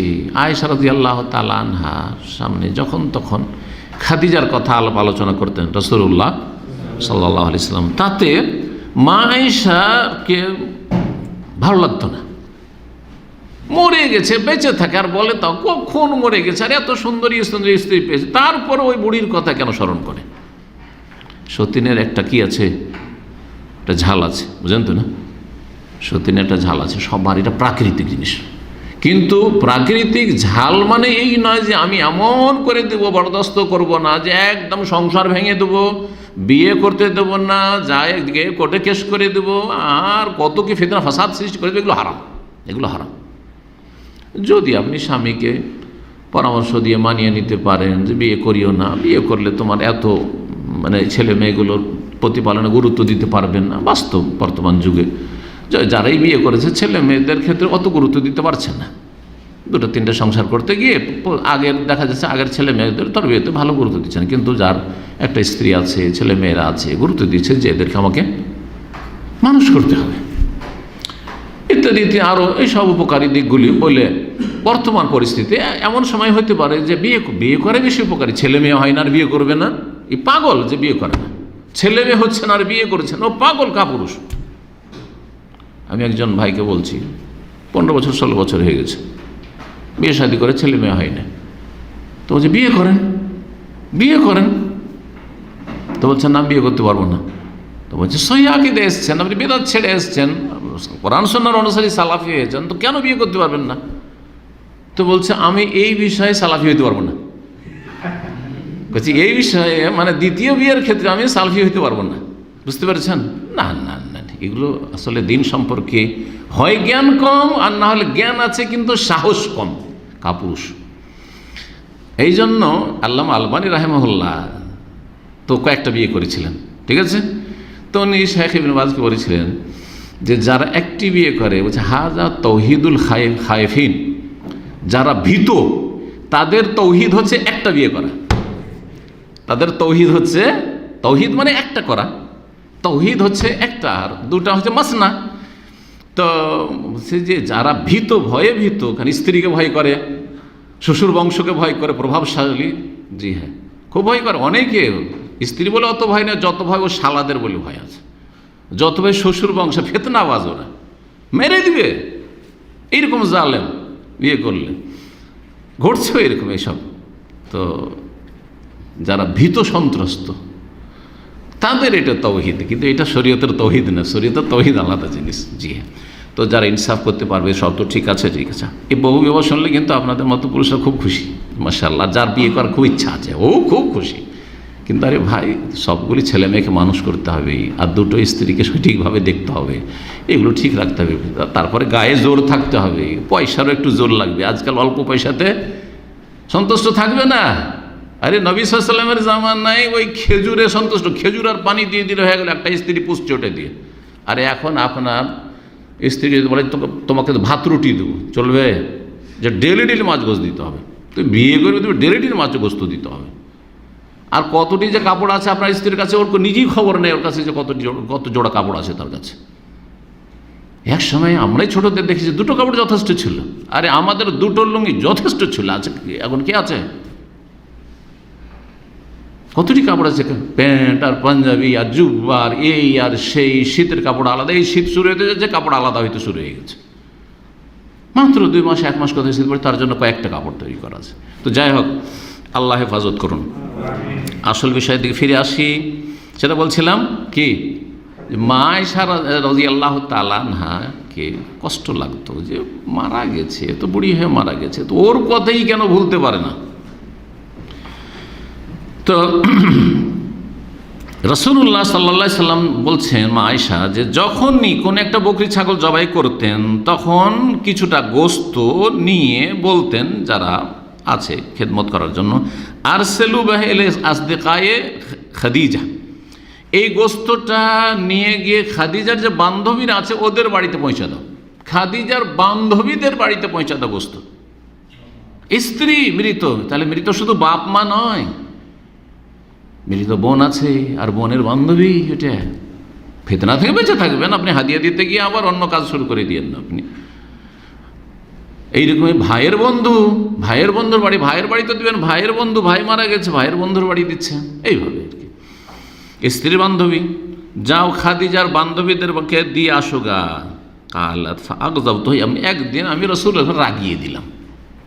মা আয়েশা কি বলছেন, একদিন রাসূলুল্লাহ সাল্লাল্লাহু আলাইহি ওয়াসাল্লামকে রাগিয়ে দিলাম। তাহলে আপনার স্ত্রী যদি কখন আপনাকে রাগিয়ে দেয় তাহলে এত গরম হলে চলবে না। নবী সাল্লাল্লাহু আলাইহি ওয়াসাল্লামকে রাহমাতুল আলামিন, শুধু স্বামী না রাসূলুল্লাহ সাল্লাল্লাহু আলাইহি ওয়াসাল্লামকে কে রাগিয়ে দিচ্ছেন? মা আয়েশা রাগিয়ে দিচ্ছেন। শুধু স্বামী স্ত্রীর সম্পর্ক তো না, এখানে উম্মত। মা আয়েশা এ উম্মতের একজন মুমিনা, আর তিনি রসুলকে রাগিয়ে দিচ্ছেন, কিন্তু রসুল হিসাবে তো রাগাচ্ছেন না, স্বামী হিসাবে রাগাচ্ছেন। ঠিক আছে, তা আপনাকে যদি আমাকেও স্বামী হিসাবে রাগায় তাহলে অসুবিধা কি? এমন কথা বলো যাতে রাগ হইল, তা রাগ হইতে পারে কিন্তু রাগে রিয়াকশন দেখাবেন না। এর আগে রাগ সম্পর্কে কিন্তু আলোচনা করেছি, বলে মানে ধারাবে রাগ প্রত্যেক লোকের আছে, কারো কম কারো বেশি, কিন্তু রাগে বাস্ট হবেন না, আপনি রিয়াকশন দেখাবেন না, রাগের প্রতিক্রিয়া থেকে বেঁচে থাকবেন। তো রাসূলুল্লাহ সাল্লাল্লাহু আলাইহি ওয়াসাল্লাম একদিন রাগিয়ে দিলাম। ফাকুল তো খাদিজা কেন করছেন? খাদিজা কি বুড়ি, দাঁত পড়ে গেছিল, তারপরে খাদিজাকে বলতে পারেন না আপনি? রাসূলুল্লাহ সাল্লাল্লাহু আলাইহি ওয়াসাল্লাম বলছেন যে দেখো, আরে তোমাদের একটা ছেলে মেয়ে নেই, মা আয়েশার ছেলে মেয়ে হয় নাই, তার ছেলে মেয়ে আল্লাহ আমাকে দিয়েছেন তার মাধ্যমে। আর ওয়াইন্নি কাদ রোজেকতু হুব্বাহা, তার ভালোবাসা আল্লাহ আমাকে রিজিক হিসেবে দিয়েছেন, এই ভালোবাসা আমার অন্তরে আল্লাহ ঢেলে দিয়েছেন, এইটা বলতে পারবো না আমি? তো বড় স্ত্রী, যাদের দুটো তিনটি স্ত্রী আছে, বড় স্ত্রীর যে এহসান থাকে, অবদান থাকে, সেটা অনেকে ভুলে যায়, তারা আসলে অকৃতজ্ঞ। অনেক এহসান আছে। আজকে দ্বিতীয় স্ত্রী যে আসছে, আপনার আমার পয়সা দেখে আসছে, অথবা আমার মান সম্মান দেখে আসবে, কিন্তু প্রথম স্ত্রীর আমার মান সম্মান দেখে আসেনি। এমন সময় এসছে যেই সময় আমি অভাবে ছিলাম, যেই সময় আমাকে কেউ চিনত না, যেই সময় আমার কোনো প্রভাব ছিল না, যেই সময় আমার এত বড় কোনো একটু কিছু ভাবো এগিয়ে যাবো কিছুই জানতো না, তাই না? তার কত এহসান তার আছে। সে সিধা একটা সাধারণ মানুষের কাছে যেন চলে এসছে, কিন্তু আসবে ওই রকম সাধারণ মানুষকে বিয়ে করবে ওই মেয়েটা, যে মেয়েটা ধরেন আপনি অনেক অ্যাডভান্স এসেছেন, তারপরে আপনার কাছে আসতে খুব আগ্রহী। হ্যাঁ, এগুলো কিন্তু অনেকে বুঝে না, আবেগে থাকে, আবেগে বিবেক হারিয়ে ফেলে, আর ছোট স্ত্রীর জন্য পাগল হয়ে যায়। অথচ বড় স্ত্রী যে কত এহসান আছে আল্লাহ ভালো জানেন। জি, প্রত্যেকের আপন আপন অবস্থা আপনারা বেশি বুঝছেন। 8 নম্বর যে বিষয়টি, সেটা হচ্ছে পিতামাতার যারা আত্মীয় আছে তাদের সাথে সুসম্পর্ক রাখা। পিতামাতার আত্মীয়দের সাথে, পিতামাতার আত্মীয়কে, মায়ের আত্মীয় হচ্ছে নানা নানি বেঁচে থাকে তাহলে খালা মামা এরা, আর বাপের আত্মীয় দাদা দাদি বেঁচে আছে হয়তো, দাদা দাদির নাই ধরেন, কিন্তু চাচা ফুফু, চাচাতো ভাই, চাচাতো বোন ইত্যাদি, তাদের সাথে সুসম্পর্ক রাখা। তারা অভাবী, হ্যাঁ, অথবা তাদের আর কিছু প্রয়োজন রয়েছে, আর্থিক প্রয়োজন অথবা যে কোনো প্রয়োজন, তাদের পাশে সুখে দুঃখে দাঁড়াবেন। রাসূলুল্লাহ সাল্লাল্লাহু আলাইহি ওয়াসাল্লামের এই মর্মে বেশ কিছু হাদিস রয়েছে। একটি, মান আহাব্বা ইয়াসিল আবাহু ফি কবরি, কেউ যদি পছন্দ করে যে কবরেও বাপ মায়ের সাথে সুসম্পর্ক রাখবে, আল্লাহু আকবার, কবরে চলে গেছে বাপ মায়ের সাথে সুসম্পর্ক রাখতে চাই, ফালিয়াসিল ইখওয়ানা আবিহি, তাহলে বাপের ভাইদের সাথে যেন সুসম্পর্ক রাখে, চাচাদের সাথে। ইখওয়ান মানে আত্মীয় স্বজন, শুধু ভাই না, কাছে ভাই, ভাইয়ের ছেলে মানে ওদের সাথে সুসম্পর্ক যেন রাখে। এই হাদিস ইবনে হিব্বানে রয়েছে, ইবনে ওমর থেকে বর্ণিত। হাদিসটি সহিহুল জামিয়াতে আল্লামা আলবানী নিয়ে আসছেন, হাদিস সহিহ। দ্বিতীয় হাদিসে মর্মে রয়েছে আবু বুরদা থেকে। আবু বুরদা বলছেন, কাদিমতুল মদিনা, আমি মদিনা আসলাম, আমার কাছে আব্দুল্লাহ বিন ওমর আসলেন।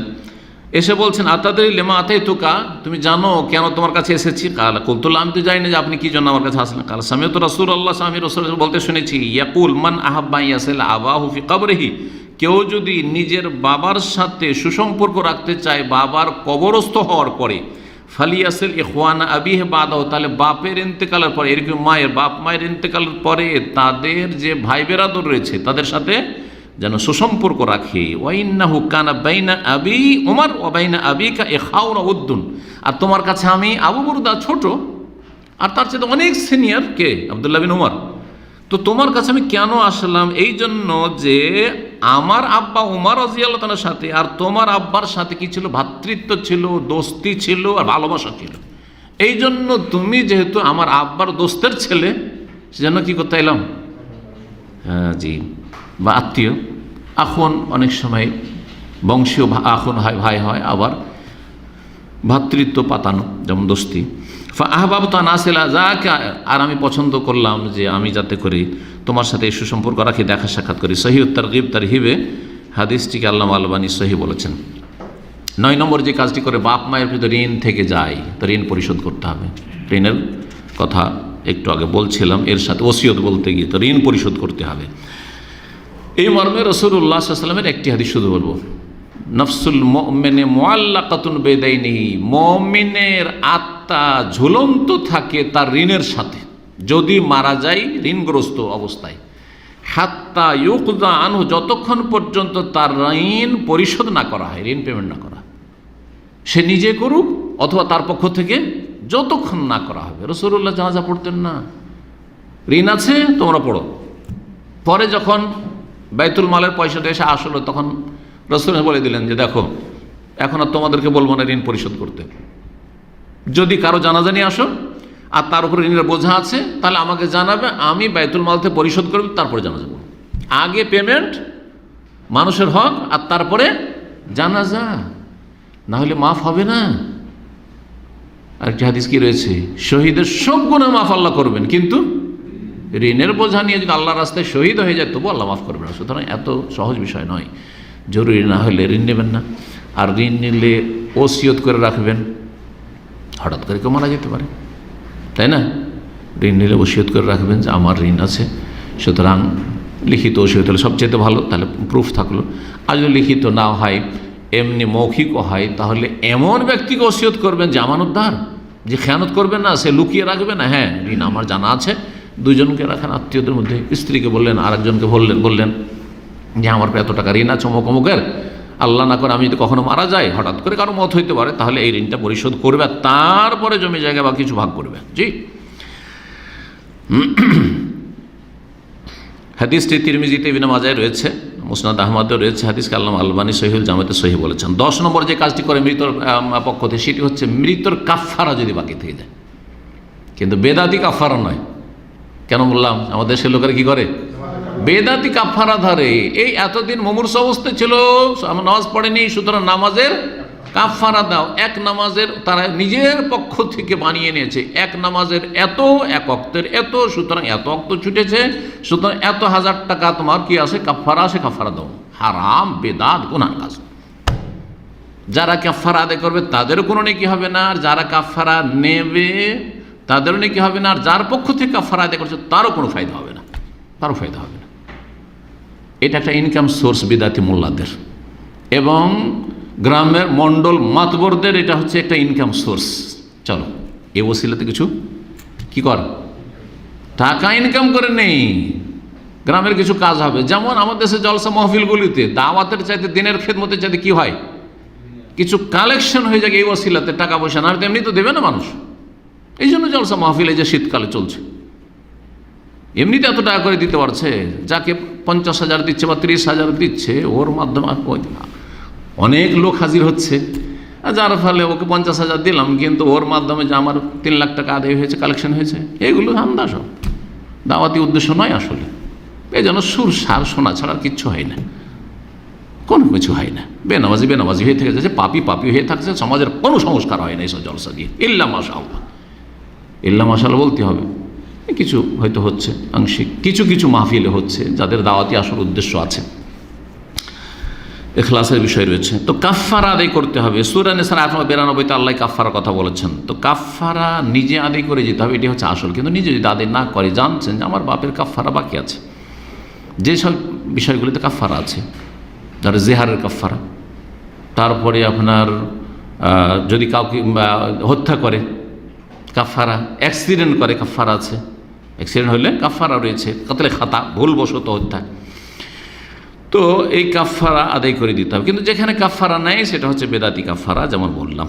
জি, এইরকম কসমের কাফফারা, আপনার আব্বা আম্মা কসম করে তারপর মারা গেছে, কসমের কাফফারা কি? কাফফারাতু ইতামু 10 মাসাকিন, হ্যাঁ, 10 মিসকিনের খাবার, আও কিসওয়াতুহুম, 10 মিসকিনের কাপড় পোশাক দেওয়া, হ্যাঁ, আও তাহরিরু রাকাবা, অথবা একটা গোলাম আজাদ করা, এই যে কাফফারা, গোলাম আজাদ করা, 10 মিসকিনের খাবার, যেটা ওইটাও কাফফারা, 10 মিসকিনের খাবার, কাপড় ওইটাও কাফফারা। তো এটা হলো কাফফারা। আর যদি না পারে এই কাফফারা, আর্থিক কাফফারা, এই তিনটাই ছিল কিসের? আর্থিক কাফফারা। কারণ গোলামও আজাদ করতে হবে, অর্থ, আর আপনার 10 মিসকিনকে খেতে দিতে হবে, সেখানে অর্থ লাগবে, পয়সা লাগবে, আর কাপড় দিলেও পয়সা লাগছে। এই তিনটেই পারবে না গরিব মানুষ, তাহলে কি করতে হবে? ফাসিয়ামো সালাসাতে আইয়াম, 3 দিন সিয়াম হচ্ছে কসমের কাফফারা। তো এরকমই ধরেন কসমের কাফফারা আদায় করেনি আর কসম করে মারা গেছে। আর আরবদের মধ্যে খুব বেশি কসম আছে, আমাদের দেশে কসম কম, আর থাকলেও শিরকি কসম, বাপের কসম, মায়ের কসম, দানার কসম, ছেলে ছুঁয়ে কসম, তাই না? এই জন্য আসলে কসমের কাফফারাটা আমাদের সমাজের লোকেরা জানেও না। কিন্তু আরবদের মধ্যে অহরহ আল্লাহর কসম খাওয়া আছে, ওয়াল্লাহি বলে দিল, আর তারপরে কসমের কাফফারা। তো এরকম কাফফারা কেউ দেয়নি আর চলে গেছে, তাহলে কাফফারা আদায় করে দিতে হবে। রাসূলুল্লাহ সহিহ মুসলিম হাদিস, মান হালাফা আলা ইয়ামিন, কেউ যদি কোনো বিষয়ে হলফ করে, ফারা গায়রা খারে, তারপর দেখলো যে আমি এই যে কসম করেছি, এই কসমটা ভুল করেছি, আল্লাহর কসম করে বলছি তোমার সাথে কথা বলবো না, বলে দিয়েছি স্ত্রীকে, অথবা কাউকে, নিজের ভাই বেরাদরকে, এটা কথাই বলবো না আমি এর সাথে, আল্লাহর কসম, আল্লাহ না যায় 3 দিনের বেশি কথা বন্ধ রাখা, তাহলে কি করতে হবে? কাফফারা দিতে হবে। জি হ্যাঁ, তো নবী সাহেব এটাই বলছেন, যদি দেখে যে অন্যটা ভালো, এটা কাজ ভালো না, এইভাবে কসমের ওপর অটল থাকা, ফালিয়াতিল্লাযী হুয়া খায়র, যেটা ভালো সেটা করুক, ওয়াল ইউকাফির আন ইয়ামিনি, কসমের কাফফারা দিয়ে দিক। নিজে দিতে পারলে ভালো, মারা গেলে ছেলে মেয়েরা, বাপ মায়ের পক্ষ থেকে বা ওয়ারিসিন, উত্তরাধিকারী, তারা কাফফারা দেবে। 11 নম্বর, সময় অনেক হয়ে গেছে, তবে আমি পয়েন্টগুলো সঙ্গে বলি। 11 নম্বর যে কাজটি করে সেটা হচ্ছে পিতা মাতার জন্য আল্লাহর কাছে ক্ষমা প্রার্থনা করা। আল্লাহুম্মা গফির লি আবি, আল্লাহ আমার আব্বাকে মাফ করে দাও। আচ্ছা, একটা কথা মনে রাখবেন, বাপ মায়ের জন্য আরবিতে দোয়া করতে হবে? এটা এখানে এসে শিখেছেন। আমাদের দেশের মানুষরা দোয়া মানে কি বুঝে? আরবি দোয়া না, সব কিছু তো আরবি তালাশ করে বেড়ায়, সব কিছু তো আরবি তালাশ করে বেড়ায়, আর মনে করে যে আরবিটাই দোয়া। না, নিজের ভাষায় দোয়া করবেন, বুঝে না, বুঝে আরবিতে মোটেই দোয়া করবেন না। হ্যাঁ, বুঝেন আর আরবিতে দোয়া করেন, কোরআনী দোয়া, হাদিসের দোয়া, এটা সবচেয়ে উত্তম। কিন্তু বুঝে না, বুঝে না। অধিকাংশ লোক আমার দেশে যারা রব্বির রহমা কামা রব্বায়ানি সাগীরা পড়ে, অর্থই বুঝে না। তাহলে অর্থ না বুঝে আপনি এই দোয়া করলেন, ফায়দা কি? যদি আল্লাহ বলে যে তুই কি বলছিস, বলছে তা তো জানি না আল্লাহ, কিন্তু জানি যে রব্বির রহমা বলতে হয় বাপ মায়ের জন্য, এভাবে দোয়া না। সত্যি আল্লাহ তুমি আমার আব্বাকে মাফ করে দাও, আর আম্মাকে মাফ করে দাও, আল্লাহ তুমি জান্নাতে উচ্চ স্থান দান করো, জান্নাতে আমাকে তাদের সাথে রাখো, এভাবে দোয়া করো, তোমার নবীর শাফাআত দান করো। তো পিতা মাতার জন্য দোয়া করে। ইমাম বুখারী রাহমাহুল্লাহ তার কিতাব সহিহ বুখারী ছাড়া অনেক কিতাব রয়েছে, তার মধ্যে একটি আল আদাবুল মুফরাদ, আল আদাবুল মুফরাদ একটি হাদিস নিয়ে এসেছেন, এবং অধ্যায় বাব বিররুল ওয়ালিদাইন বাদা মাউতিহিমা, বাপ মা মারা যাওয়ার পর তাদের সাথে সুসম্পর্ক বা সদাচরণ করা। আর হাদিস নিয়ে এসেছেন আবু হুরায়রা থেকে, তুরফাউলিল মাইয়িতি বাদা মাউতিহি দারাজাতুহু, মানুষ যখন মারা যায় তারপরে ধীরে ধীরে তার মর্যাদা উঁচা হয়। প্রথমে গিয়েছিল তো নিচে ছিল, আর ওপরে বাড়ছে, ওপরে বাড়ছে, ওপরে বাড়ছে, আরও সম্মান পাচ্ছে, আরও সম্মান পাচ্ছে। ওই বরজাখে ইল্লিনে এত সম্মান, ওপরে কেন যাচ্ছে আমার বুঝতে পারে না, যে আমি তো কালকে তো নিচে ছিলাম, তো এখনো এই মানে আমার এই প্রোগ্রেস কী করে হলো, ওপরে কী করে আসলাম। ফায়াকুল তখন এ রব্বে আইয়ু শাইইন হাযিহি, এটা কোত্থেকে আসলো, আমি কি করে ওপরে গেলাম। ফায়ুকালু ওয়ালাদুকা ইস্তাগফারা লাকা, তোমার ছেলে তোমার জন্য আমার কাছে ক্ষমা চেয়েছে, আল্লাহ আমার আব্বাকে মাফ করে দাও। সুবহানাল্লাহ, একটি কথা শুধু, আল্লাহ আমার আব্বাকে মাফ করো, আল্লাহ আমার আম্মাকে মাফ করো, আল্লাহ রহম করো। জি, আদাবুল মুফরাদ 36 নম্বর হাদিস। আরেকটি হাদিস হচ্ছে মুসনাদ আহমদ ইবনে মাজায় রয়েছে, হাদিসটি সহিহ, আল্লামা আলবানী বলেছেন। বলছেন রাসূলুল্লাহ, ইন্নাল্লাহ লা ইয়ারফাউ দারাজাতিল আবদি সালিহ, নেক বান্দার মর্যাদা আল্লাহ উঁচা করেন ফিল জান্নাতে, জান্নাতে। ফায়াকুল, তখন বলে এই রব্বে আন্নালি হাজা, এইরকম জান্নাতে, জান্নাতে মানে জান্নাত যাওয়ার পরে তো যেখানে যাওয়ার চলে যাবে, কিন্তু এই যে বারজাখী জীবনে ইল্লিনও যে জান্নাতের নিয়ামত পেতে থাকে, হাদিস আছে না, কবরের জীবনে জান্নাতের বিছানা বিছিয়ে দেওয়া হয়, জান্নাতের পোশাক পরিয়ে দেওয়া হয়, জান্নাতের মনোরম বাতাস আসতে থাকে। তো এই যে মর্যাদা দেখছে যে উঁচা হয়ে চলে যাচ্ছে, ফায়াকুল, তখন বলবে ইয়া রব্বে আন্নালি হাজা ইহি, এটা কেমন করে আমি ওপরে উঠছি, কিভাবে সম্মান পাচ্ছি? ফায়াকুল বিস্তিগফারে ওয়ালাদিকা লাকা, তোমার সন্তান তোমার জন্য ক্ষমা চেয়েছে, সেই জন্য তোমার মর্যাদা উঁচা করা হচ্ছে। 12 নম্বর কাজ, পিতামাতার যদি মান্যত থাকে, অথবা মৃত ব্যক্তি, আপনার ভাই মারা গেছে, আপনার স্ত্রী মারা গেছে, কারো স্বামী মারা গেছে, মান্যত করে গেছে, মান্যত পুরা করেনি, মারা গেছে, তাহলে কি করতে হবে? নিজেই পুরা করে যাওয়া ফরজ ছিল কিন্তু পুরো করা যায়নি, তাহলে ফরজ কাঁধে বোঝা চেপে আছে, সুতরাং এই মান্যত পুরা করে দেবেন। জি, এই মর্মে হাদিস রয়েছে বাইহাকিতে আর মুসনাদ আহমদের নাসাইতে, ইন্নামরাতান নাযারাতান তাসুমা শাহরান, জনৈক মহিলা মান্যত করেছিল 1 মাস রোজা রাখবে, কিন্তু মারা গেছে। ওর ভাই আসলো, এসে বলছে ইয়া রাসূলুল্লাহ, আমার বোন তো এরকম করেছে, 1 মাস রোজা রাখার মান্যত করেছে, তো আমি কি করব? বলো সুম আনহা, তোমার বোনের পক্ষ থেকে কি করো, রোজাগুলো রেখে নাও, সিয়াম পালন করো। তাহলে বোনের পক্ষ থেকে রাখা, তাহলে সেটা যদি বাপ মা হয় আরও বেশি গুরুত্ব রাখে। এই সিয়াম এইভাবে হক আদায় করতে হবে, এইভাবে ইসালে সওয়াব নেকি পৌঁছালেন। ওই যে আপনি মানত পুরা নেকি পৌঁছালেন না, ইসালে সওয়াব করলেন। 13 নম্বর যে বিষয়টি, সেটা হচ্ছে যে বাপ মা বা মৃত ব্যক্তিরা যে নেক কাজগুলি চালু রেখেছিল, আগে ছিল, তাদের ইন্তেকালের পরে যাতে ওই নেক কাজটা বন্ধ না হয়ে যায়, কন্টিনিউ রাখেন।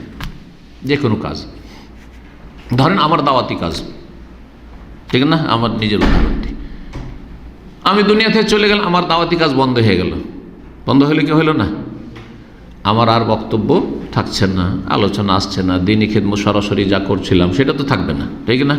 কিন্তু যে আলোচনাগুলি আছে সেটাকে যদি কন্টিনিউ করেন, প্রচার করে যাচ্ছেন, সে লিখনী হোক অথবা বক্তব্য হোক, আলোচনা প্রচার করে যাচ্ছেন, তাহলে এটা কি হলো, আমার নেক আমলগুলি চালু রাখা হইল, নেক আমলগুলি চালু রাখা হইল। কোনো একজন মানুষ একটা ইয়েতিমের লালন পালন করতে, একটা বিধবার খরচ দিত, কাফালা করত, মারা গেছে, বন্ধ হয়ে গেছে। এখন ছেলে মেয়েরা জানে বা স্ত্রী জানে যে এই কাজটি আমার স্বামী বা আমার বাপ মা এই কাজটি করতো, সুতরাং চিন্তা করিও না, তোমার খরচ যতটা করে দিত আমার আব্বা, অতটা আমি দিতে থাকবো। এই যে নেক আমলগুলিকে চালু রাখা। এই মর্মে রাসূলুল্লাহ হাদিস বলা যায়, মানদাল্লা আলা খাইরিন ফালাহু মিসলু আজর, যে কেউ যদি ভালো রাস্তা দেখিয়ে দেয় তাহলে যে কাজটা করলো তার সমান সওয়াব পাবে। তো এই যে রাস্তা দেখিয়ে দিয়েছে আপনার আব্বা আম্মা, যে এই ভালো কাজটা করছিল, সেই রাস্তাটা ধরে যদি আপনি কাজ করতে থাকেন, তাহলে আপনার আব্বা আম্মার কাছে নেকি পৌঁছে থাকবে আর আপনার নেকি হবে। 14 নম্বর কাজ, বাপ মায়ের কবর জিয়ারত করা, বাপ মায়ের কবর, ইন্তেকাল বাপ মায়ের কবর জিয়ারত করা। দেখতে যাবেন, এটা একটা হক, দেখতে যাবেন, এইটাই হকটা, আর দেখে তারপরে দোয়া করবেন, আর জিয়ারতের যে দোয়া পড়বেন সেটি হচ্ছে আর একটি হক। জি, তো নবী করিম সাল্লাল্লাহু আলাইহি ওয়াসাল্লাম মুশরিক মা, শিরকের অবস্থায় মারা গেছে, তারপরও কবর জিয়ারতের অনুমতি চেয়েছেন, সহিহ মুসলিমের হাদিসে রয়েছে। কবর জিয়ারত দেখার অনুমতি দিয়েছেন, যখন দোয়া করার অনুমতি চাইলেন তখন বলছেন না, এটা হবে না। কিন্তু আপনার মা মুসলিম, আপনার বাপ মুসলিম, তাহলে দেখতেও যাবেন কবর, মাঝে মাঝে কবর কাছে দাঁড়াবেন, এবং সেই কবর জিয়ারতের যে দোয়া রয়েছে সালাম, সেটা পরে আসসালামু আলাইকুম আহলাদ দিয়ার মিনাল মুমিনিন ওয়াল মুসলিমিন ওয়া ইন্না ইনশাআল্লাহু বিকুম লালাহিকুন নাসআলুল্লাহ লানা ওয়া লাকুমুল আফিয়া, এটি সহিহ হাদিস। 15 নম্বর যে কাজটি করবেন সেটা হচ্ছে, বাপ মা যদি কারোর সাথে কোনো ওয়াদা করে থাকে, প্রতিশ্রুতি দিয়ে থাকে যে এই কাজটা করবো, তার মারা গেছে, দিতে পারেনি, তাহলে আপনি ওয়াদাটা পূরণ করে দেন। বাপ বলে গেছে গ্রামের একটা গরিবকে যে ঠিক আছে তোমাকে একটা গরু কিনে দেবো, মারা গেছে। মা বলেছে যে তোমার বাড়িটা আমরা করে দেবো, মারা গেছে, করে দেয়নি, তাহলে আপনি কি করেন, এই ওয়াদাটা পূরণ করেন, যদি আপনার জানা থাকে বা আপনাকে এসে বলে যে এই ওয়াদা করা ছিল। এই মর্মেও হাদিস রয়েছে, রাসূলুল্লাহ সাল্লাল্লাহু আলাইহি সাল্লামের আবু দাউদে, যদিও হাদিসটি দুর্বল, ওতে একজন মজহুল রাবি থাকার কারণে, কিন্তু এই হাদিসের বিষয়টি স্বীকৃত। সেটা হচ্ছে ওয়া ইনফাজু আহাদেহমা, তাতে কয়েকটি বিষয় রয়েছে, সময় স্বল্পতার জন্য বলছি না। ওয়া ইনফাজু আহাদেহমা মিন বাদেহমা, বাপ মা ইন্তেকালের পরে তাদের যদি কারো সাথে চুক্তি থাকে, ওয়াদা থাকে, প্রতিশ্রুতি থাকে বা ওসিয়ত থাকে, তাহলে কি করবে? সেই ওয়াদাটা তোমরা পূরণ করে দেবে। 16 নম্বর যে বিষয়টি, সেটা হচ্ছে বাপ মা আল্লাহ না করে যদি পাপের রাস্তা খুলে যায়, তো পাপের রাস্তা বন্ধ করে ইসালে সব করে, গুনাহ কমাইলেন। এই যে গুনার রাস্তা বন্ধ করে দিলেন, গুনাহ এক ভাগ করে যাচ্ছিল, এটা বন্ধ হয়ে গেল। অনেক উদাহরণ হইতে পারে। আমাদের এলাকায় আমি ছোটকালে দেখেছি, এক বড় মহাজন হাজি সাহেব হজ করে গেছে, তার সিনেমা হল ছিল, আছে না বাংলাদেশে? নাই, অনেকে সিনেমা হলের মালিক।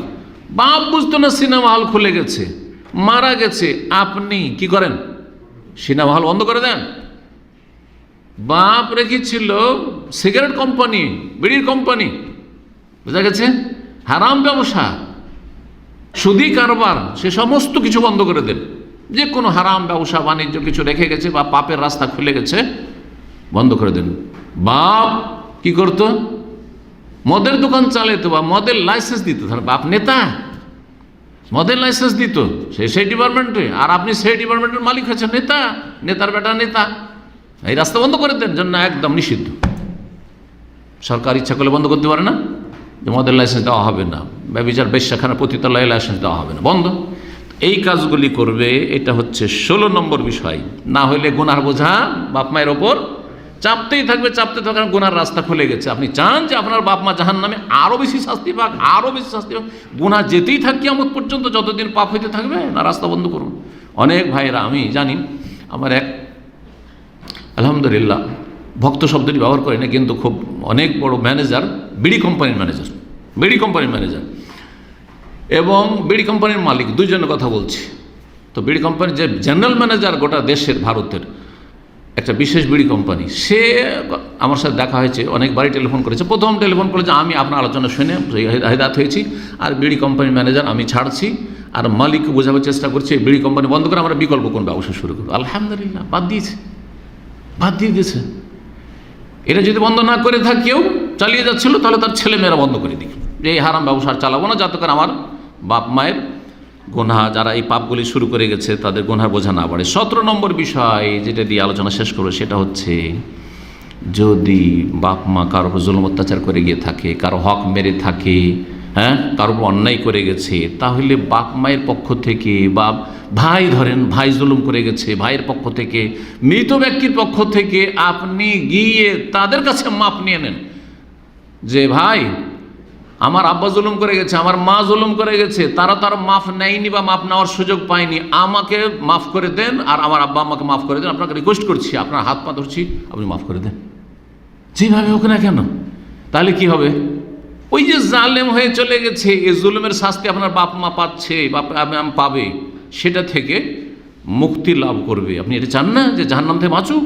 না হলে জালেম হয়েছে জাহান্নামের ইন্ধন হবে। সুতরাং যদি কোনো রকমের জুলুম অত্যাচার করে থাকে, কারো টাকা পয়সা মেরে থাকে, অনেকের জমি জায়গা মেরে গেছে, জানছেন যে জমি জায়গা মেরে গেছে, অন্যায় করে গেছে, বেঈমানি করে গেছে, ফিরিয়ে দেন, টাকা পয়সা বলে ফিরিয়ে দেন, আর বলেন যে মাফ করে দাও, আমার বাপ বুঝতো না, ভুল করেছে, আমার মা বুঝতো না, ভুল করেছে, মাফ করে দাও ভাই। এইভাবে না হলে কিয়ামতের দিন সর্বহারা হবে আপনার বাপ মা। 17টির পরে 3টা বেদাত বলবো আমাদের দেশে। বেদাত তো মনে হয় অনেক আছে, কিন্তু কথা হচ্ছে 3টি বেদাত আমার সামনে আসছে, আর আপনাদের বলে দিই। একটি হচ্ছে ভাড়া করে কোরআন তেলাওয়াত করা, কোরআন খানি সালে সব কোরআন পড়ে শারীরিক ইবাদত দিয়ে মাইয়াতকে নেকি পৌঁছানো, এটা কোনো হাদিস দ্বারা প্রমাণিত নয়। যেমন 2 রাকাত নামাজ পড়ে আমি অমুক মাইয়াতকে বকশা দিলাম, এইটির প্রমাণ নেই, ওইটাও শারীরিক ইবাদত। ঠিক তেমনি কোরআন তেলাওয়াত করছে মোল্লা হুজুরেরা, সে ভাড়া দিয়ে করুক আর বিনা পয়সাতে করুক, বা নিজেই করছেন, আপনি নিজেই তেলাওয়াত করছেন আর এই নেকিটা পৌঁছাচ্ছেন না, এটা নেই। যদি ভাড়া করেন তাহলে তো একেবারে গুনাহগার, কারণ এই কোরআন তেলাওয়াতের জন্য ভাড়া হওয়াও জায়েজ নয়, ভাড়া নেওয়াও জায়েজ নয়। কিন্তু নিজেই তেলাওয়াত করছেন, অথবা কেউ ফ্রিতে তেলাওয়াত করে দিয়েছে, তারপরে বলছে এই একটা খতম অমুককে বকশে দিলাম, এটিও বেদাত, এটিও সুন্নাত দ্বারা প্রমাণিত নয়।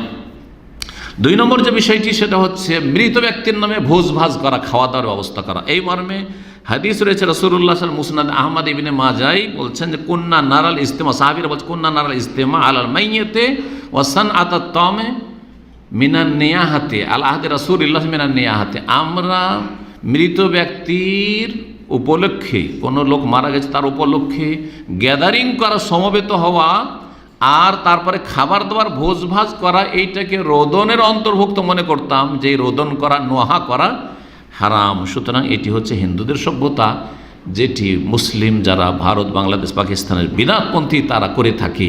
আর এই ভোজ করে মায়ের নামেই খাবার দিচ্ছি, বাপের নামে ভোজ দিচ্ছি, অমুক করছি, চল্লিশা করছি, সে দিন ধরুক আনা ধরুক। আমাদের দেশে কিছু বেদাতি আছে, চালাক বেদাতি, বলছে আমরা দিন ধার্য করে করি না, ভোজ করে যে আমরা 40 দিনে করি না, ওই 3 দিনে বা 10 দিনে করি না। যারা 40 দিনে করেন দিন ধরে বা বছরের বছর ওই মৃত্যু দিবসে করে, তারাও বেদাতি। আর যারা দিন ধার্য করে করেন, যে কোনো দিনে করে এই ভোজ ভাজ, তারাও বেদাতি। সুতরাং এইসব বিদাত থেকে বেঁচে থাকবেন। 3 নম্বর আরেকটি বিদাত, সেটা শাইখ বাজ রাহিমাহুল্লাহ বলেছেন যে বিদাত, এবং সালাফি উলামা সবাই বলছেন বিদাত, সেটা হচ্ছে ভারত বাংলাদেশে অনেক জায়গায় আছে, জানি না আপনাদের এলাকায় আছে কিনা, আহলে হাদিসের আলহামদুলিল্লাহ করে না। সেটা হচ্ছে মাইয়াতকে দাফন করার পরে কবর কাছে দাঁড়িয়ে যায়, হুজুর বা কেউ দাঁড়িয়ে গেল, আর তারপরে স্মরণ করাই, জবাবগুলি স্মরণ করাই, মুনকার নাকির যে সওয়াল করে 3টা, তার উত্তরটা স্মরণ করিয়ে দেয়, আর ভাবে যে এই উত্তরটা আমার শুনে মুনকার নাকিরের কি করবে, জবাব দিবে। মান রাব্বুকা জিজ্ঞাসা করবে তোমাকে, বলো রব্বি আল্লাহ। মা দিন ওকা জিজ্ঞাসা করে, বলে দিনিল ইসলাম। আর মান নবী ওকা জিজ্ঞাসা করে, বলছে নবী মুহাম্মদ সাল্লাল্লাহু আলাইহি ওয়াসাল্লাম। এটিও বিদাত, তালকিন করা বিদাত। তালকিন কিসে রয়েছে, মুমূর্ষ অবস্থায় যখন রয়েছে, শেষখানে কিন্তু কথা বলতে পারছে, তার পাশে বলে লা ইলাহা ইল্লাল্লাহ লাকুনু মাউতাকুম, লা ইলাহা ইল্লাল্লাহ মানে মরতে যাচ্ছে এমন ব্যক্তি, মরার পরে নয়, মৃতদেহ পড়ে আছে অথবা দাফন করা হয়েছে, আর তারপর মুনকার নাকিরের ওই সওয়ালের জবাবটা এরকম করে দিয়ে, এরকম করে দিয়ে, এটা বিদাত। কিন্তু যতক্ষণ পর্যন্ত বেঁচে আছে পাশে কালিমা পড়তে থাকেন, এইটার নাম তালকিন, এইটা সুন্নত। বাকি কবরের কাছে দাঁড়িয়ে সব করা এ হচ্ছে বিদাত। আলোচনা লম্বা হলো, কিন্তু বিষয়টাকে কমপ্লিট করার জন্য একটু আপনাদের সময় আরও বেশি নিলাম। আল্লাহ যেন আপনাদেরকে জাযায়ে খায়ের দান করেন এবং দ্বীনের ইলম শেখার জন্য ধৈর্য ধারণের তৌফিক দান করেন। আর প্রশ্ন উত্তরের সময় নেই, সুতরাং এখানে আজকের আলোচনা শেষ করছি। ও সাল্লাল্লাহু সাল্লাম আলা নবিয়ানা মুহাম্মদ ওয়া আলা আলিহি ওয়া সাহবিহি আজমাইন।